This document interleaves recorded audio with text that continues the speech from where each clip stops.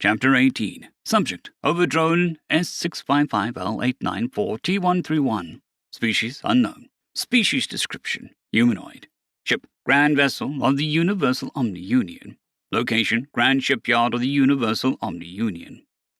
Unintended Destruction Report TUI-09.0998-265-537 is now available for your perusal. My readout informed me.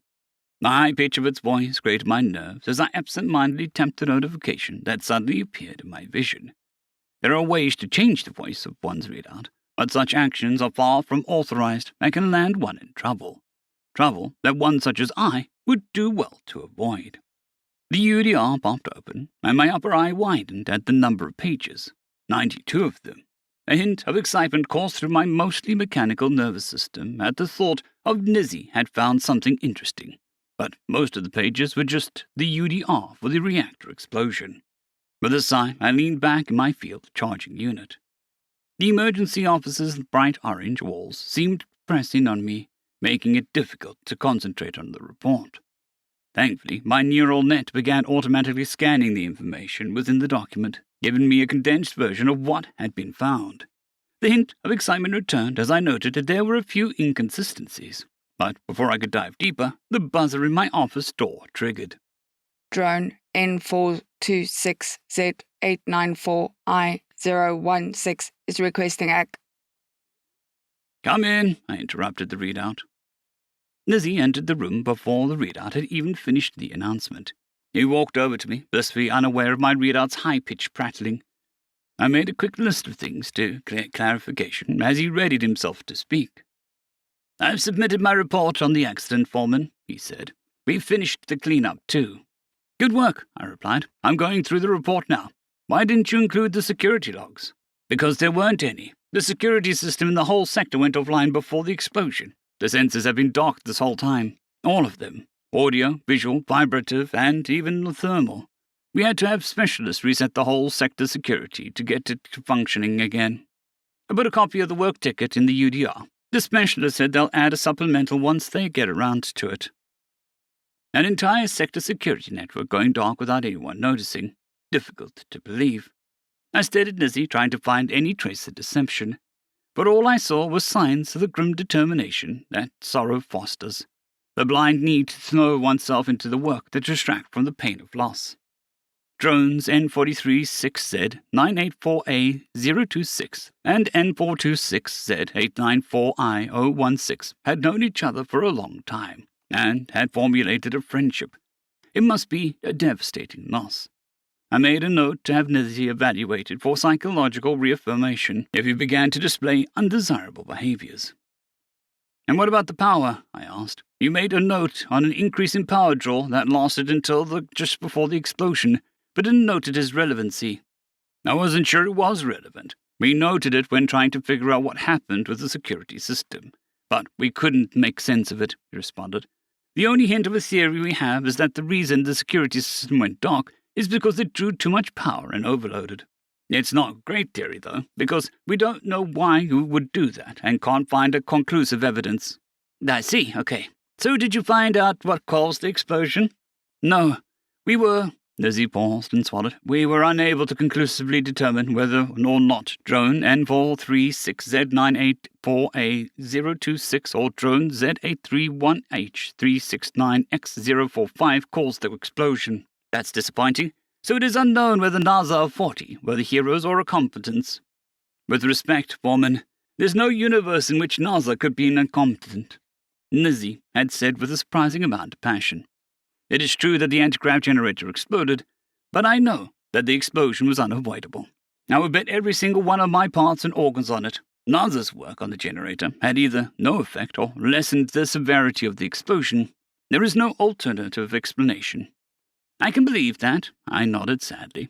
"But without conclusive evidence, it's up to the media to decide whether he's a hero or not. If the field drone morale is low, they'll release the news that NASA and 40 sacrificed themselves to keep the anti-gravity generator from going supercritical and forming a singularity that could have caused immense damage to the Grand Vessel.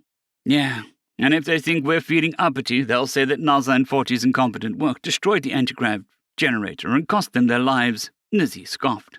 Indeed, and their names will be added to the mural of incompetence, permanently sullying their legacies. It isn't fair, Foreman. Nothing is. We stared at each other for a moment, contemplating our lot in life. Technically speaking, we had both just committed a crime by voicing dissatisfaction with the Omni-Union media, but I wouldn't tell if he didn't. So to summarize your report, an odd sequence of coincidences resulted in finding very little information on what actually happened during the accident, I said. Yes, Foreman Nizzy nodded. There were also some odd chemical signatures present, but we aren't sure if they were caused by the explosion or not. Oh, good, more mystery, I said sarcastically. Inexplicable power draw, security systems go offline for seemingly no reason, on odd chemicals that may or may not have been the result of the antigrav generator.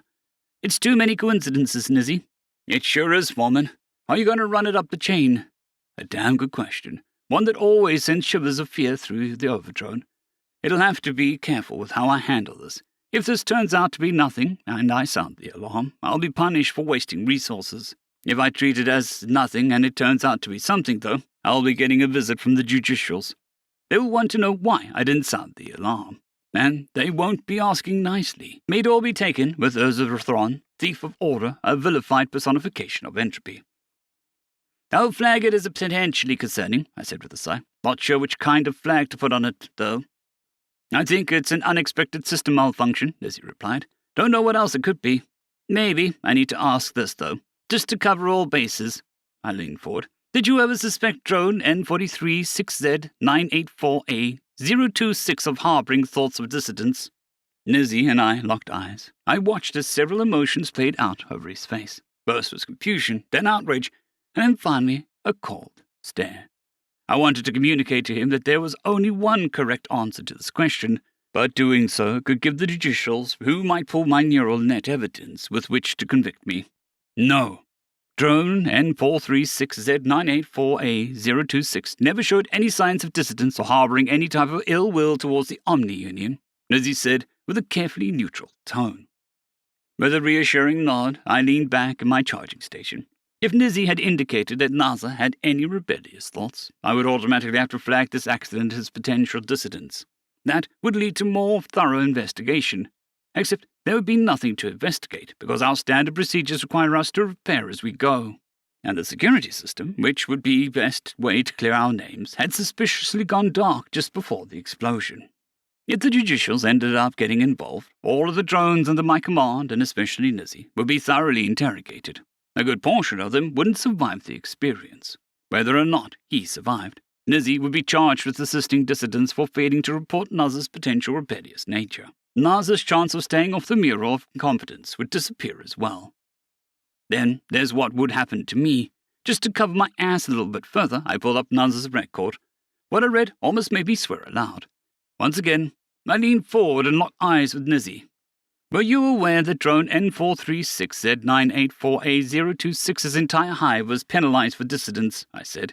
He was the last active member of his hive. I am aware of that, but drone N436Z984A026 was cleared of any wrongdoing and passed every psychological assessment. He was loyal to the very end, Foreman, Nizzy explained.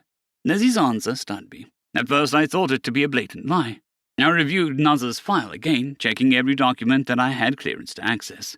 The profile the judicials had created for him seemed to clash with what I knew of him.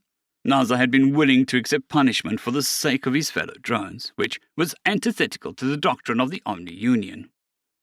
The charges that the judicials had suspected him of weren't the kind that go away with a round or two of questioning.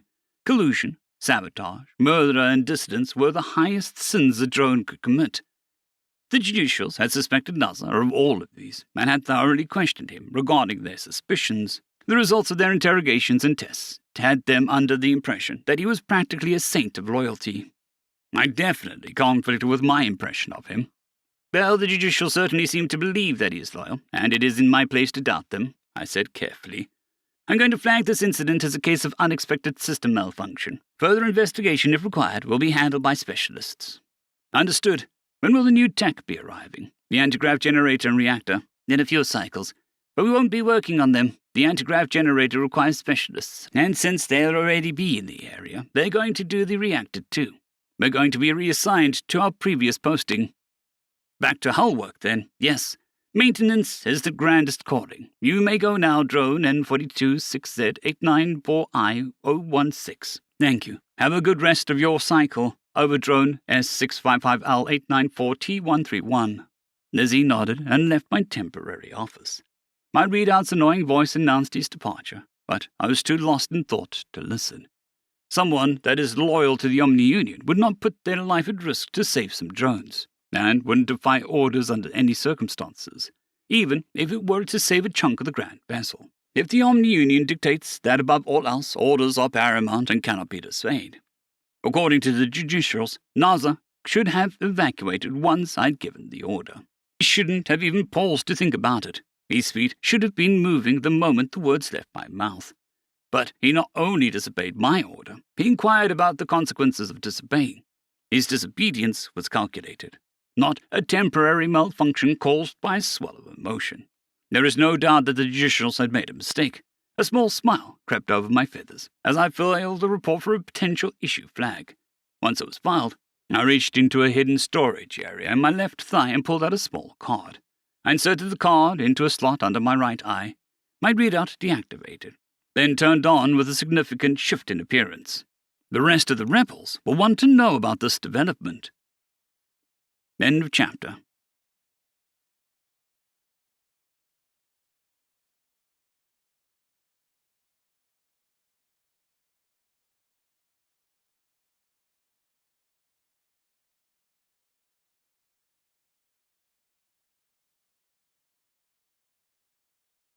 Aria 050 Dragzoon WRE and Elijah Silvercross. Thank you very much.